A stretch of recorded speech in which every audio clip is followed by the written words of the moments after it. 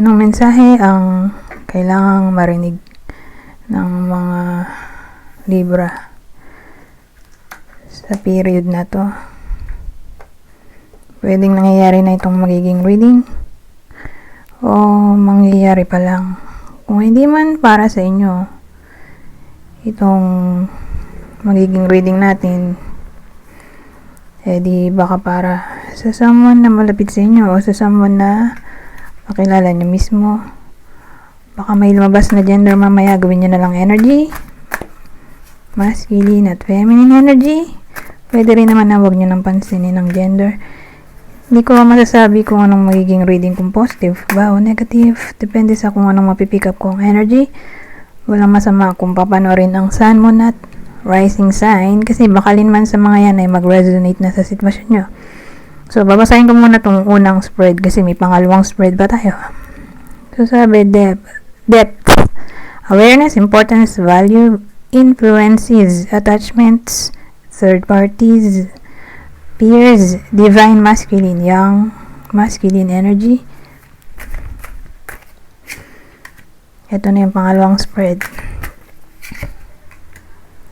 Healing, releasing, purifying, cleansing, shallow, hollow, empty, boredom, obscurity, secrets, mysteries, concealing. Well, ito yung ano natin,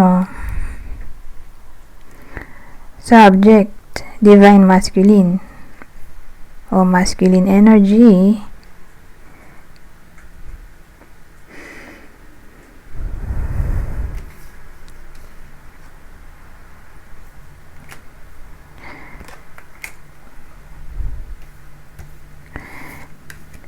Kasi may third party siya.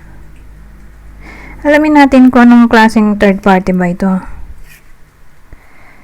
Kaya lang sinisecret So, iniisip ko kung baka ano lang to, friend, magulang, kapatid, na nakaka-apekto sa relasyon. Kaya lang kasi sinisecret ibig sabihin, literal na someone else to.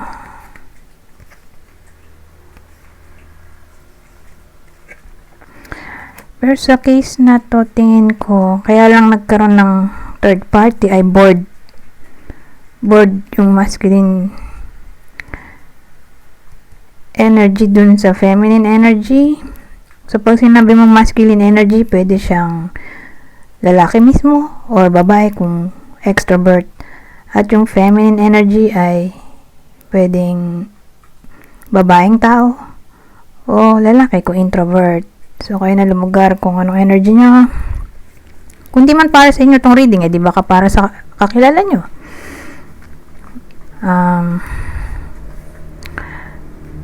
Ang dating kasi, may awareness siya dito na kailangan niya nang i-release si third party.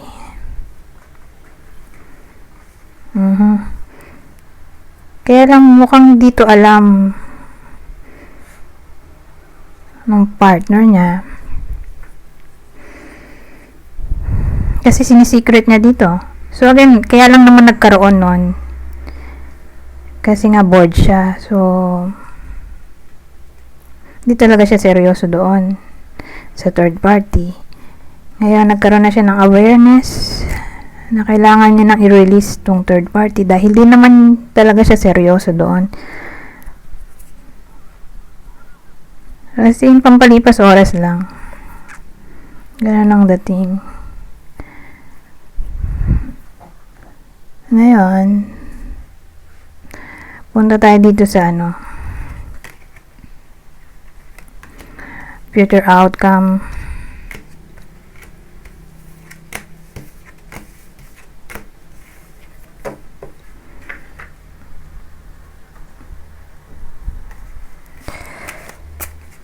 Ay, teka, bago tayo pumunta sa future outcome, maglagay tayo ng ibang detalye. Gagamit ako ng ibang deck.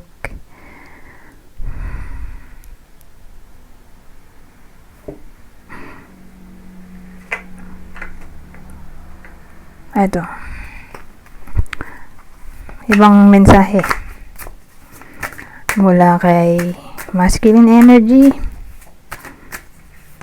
Papunta kay feminine energy.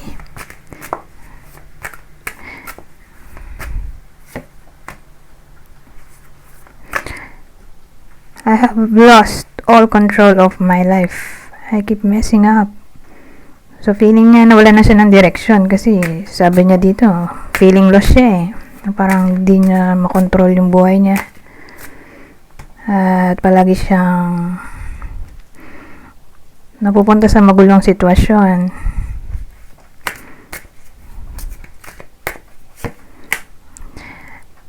I feel empty and hollow inside. I can't open up right now. Kahit dito, lumabas yung hollow. Asan yun? Ito. Nakita ba? Hollow. Hollow. Empty. Empty. Mulit talaga siya,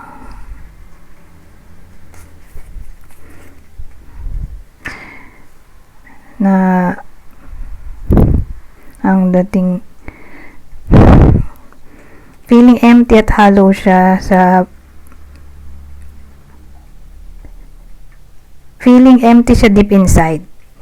Feeling empty and hollow deep inside. Yung feeling na worthless. Ganun eh. Wala kang maramdaman. Di feeling mo worthless ka. So, ganun yung feeling niya. Feeling worthless. Kasi wala siya maramdaman nga. So, hindi raw siya makapag-open up o makapag-express ng thoughts. Sa ngayon, so, ang dating ayaw niya munang magkaroon ng heart-to-heart conversation sa ngayon. O sa period na to. At ang huli, ay, hindi pala to. Yung isa. At ang huli, we are living two separate lives.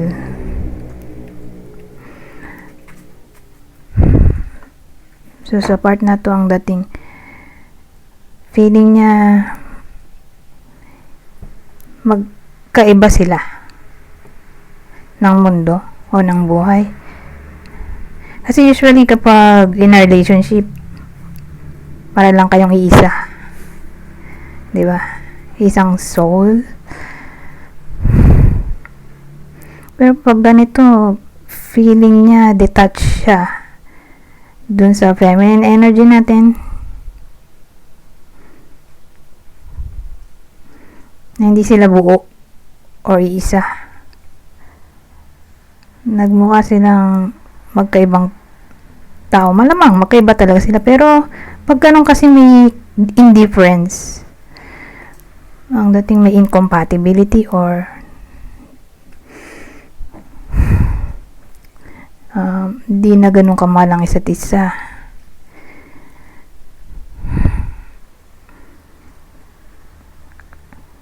Kasi may detachment eh. Ganun dating dito. Kaya siguro nagkaroon ng third party. Sa bagay, kahit dito naman, magulo kasi yung isip niya eh. Kaya yun, lagi siyang napupunta sa magulong sitwasyon. Kasi nga, feeling niya worthless siya. So, pag ganun, feeling worthless, hindi niya maayos yung buhay niya. Kaya, pati yung relasyon niya dito kay feminine energy ay naapektuhan. Kaya yun, nagkaroon pa ng isa pa. Yun nga, yung third party. Pero at least, aware naman si masculine energy na pang pastime lang yun, yung third party na yun. At nasa process na ng releasing. Okay? So, don't worry. Ngayon, tingnan natin anong potential outcome nito kasi sabihin natin, oo, nasa process na ng healing. Kaya lang, pagdating sa future, di natin din masabi kung mag-usap na naman sila.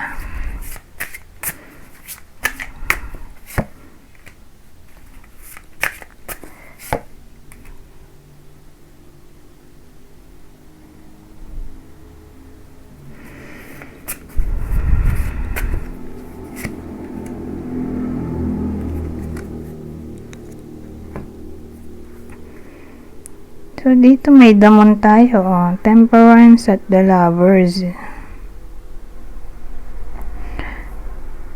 Ito yung deception, di ba? Maaayos pa. Dahil nandito yung temperance na may kinalaman sa harmony or reconciliation. Whether mag-confess siya. Itong si masculine energy kay feminine energy. Whether mag-confess siya or hindi. Basta ang mahalaga tutuwid niya yung kanyang pagkakamali. At i-maintain niya itong harmonious relationship niya kay feminine energy. Etong the Lovers, siyempre, yan yung unity. So, buo pa rin yung relasyon nila. In short. Anyways, buti na lang. Lovers yung huli, oh. So, more like, paninindigan niya na nga talaga na i-release na yung third party sa ganitong sitwasyon.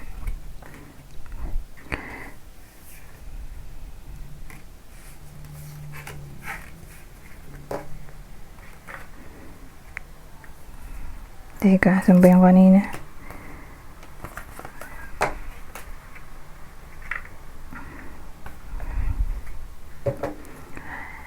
Ngayon, maglalagay tayo ng clue. Ito ang possible partner ni Libra sa reading na to.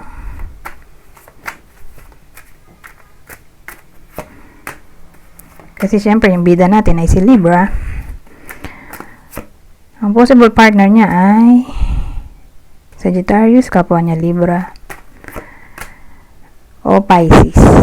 Ngayon, kung hindi man para sa inyo itong reading, di baka para sa someone na malapit sa inyo, kakilala o idol, ito ang possible zodiac sa inyo. Aries, Aquarius, o Libra ulit.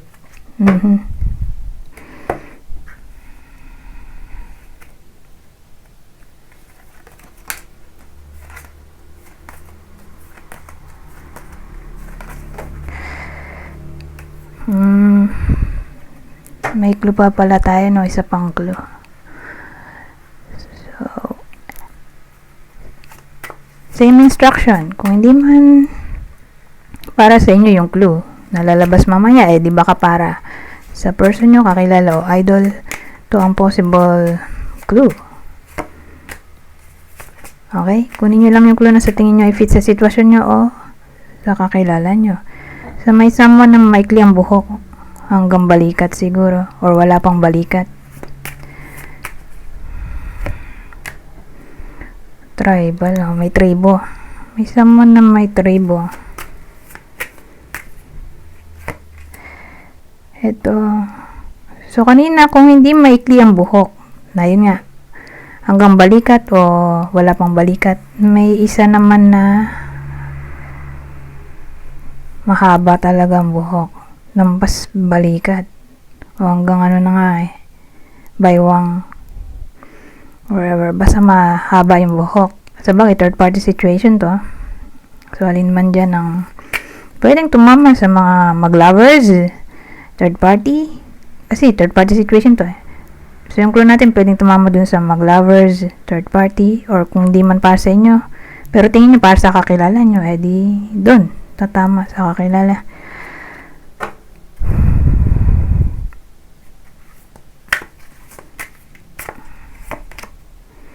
Ito, black clothing. So, kung hindi to favorite, kasi may mga taong favorite ang color black. So, kung hindi man to mahilig sa, kung hindi man tong tong alin man sa mga bida natin ay mahilig sa black, ay baka uniform to, all black.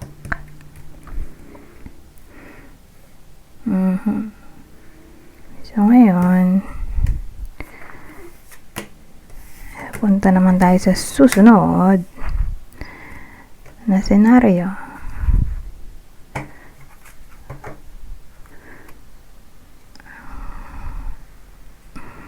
So dito, ibang senaryo na to. Minsan nagdurog to, madalas hindi, pero tingnan natin ang masasabi nito.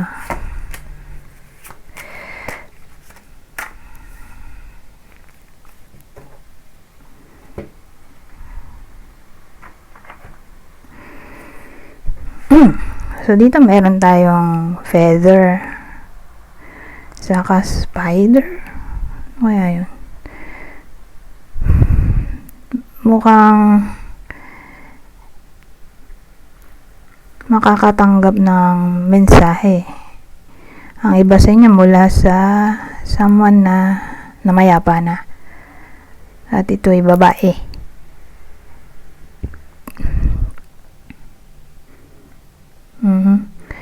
Ngayon,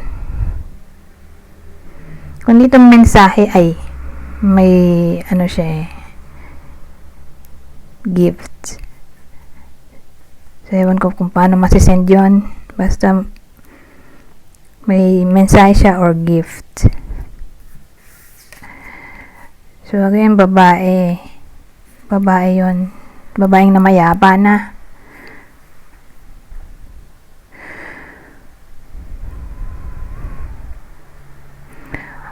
Or, kung di man ganun ay kung di applicable sa inyo, may babae na Libra na magiging somewhat spiritual. Mga kaibigan niya ang spirituality or religion sa period na to.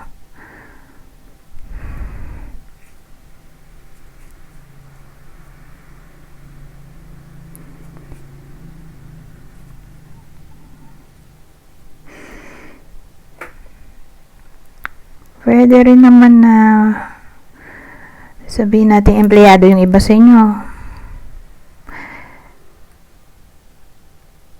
So, ang dating mag-gain ng respect ang iba sa inyo mula sa boss.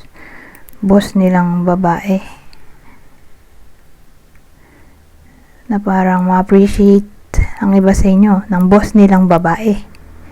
Ma-appreciate sa talent, skills, intelligence, or bilang kayo as an employee. So, madaling salita, mababait yung boss na babae sa iba sa inyo na empleyado. Ay, 18 minutes pa lang pala to. Dagdagan pa natin.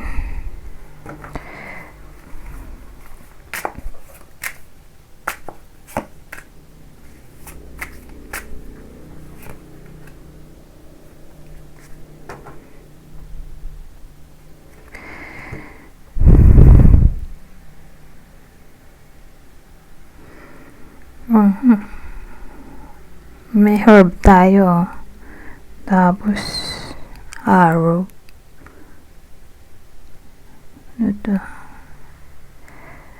Well, ang dating sa akin, maraming pwedeng possible case.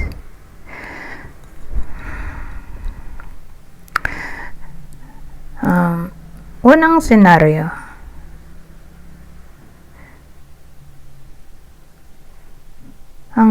may matatanggap kasi mensahe ang iba sa inyo at ito ay all about health, na kailangan nilang mag-take ng medicine,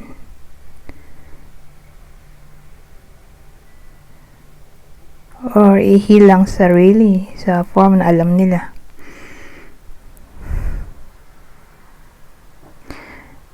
Ayun, yung mensahe, ibang senaryo ulit. Pangalawa, ay pwedeng may kinalaman sa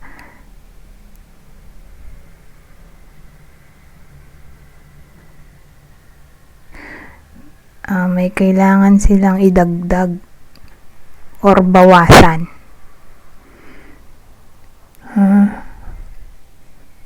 So again, sa health yun eh.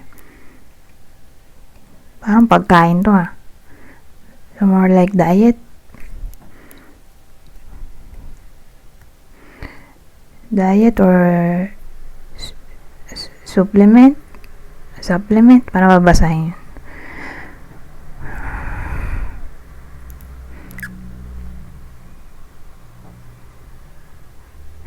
Ngayon, pangatlong senaryo, ito ay all about reconciliation. Yung mensahe ay all about reconciliation.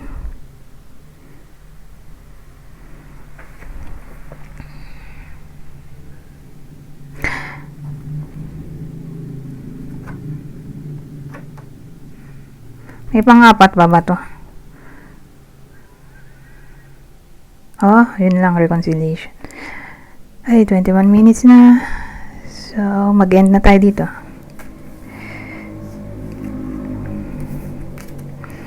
Doon tayo mag-end pala. Sa part na to.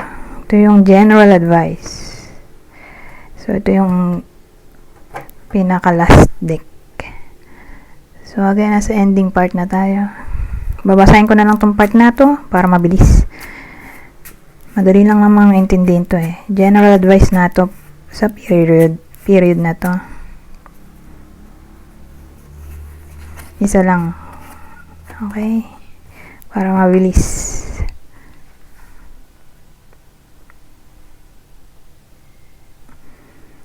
So, sabi dito, but I say to you, love your enemies. Bless those who curse you. Do good to those who hate you, and pray for those who spitefully use you and persecute you. Lalim naman ito. Pero may thought. Pero, saan kaya to galing? Mukhang Bible. Di ako sure. Matthew? Hindi naman kasi ako expert sa Bible. Or kung hindi, hindi ko alam kung ano to. NKJV. Pero may verse eh. Anyways, hanggang dito na lang. Goodbye. Goodbye. For now.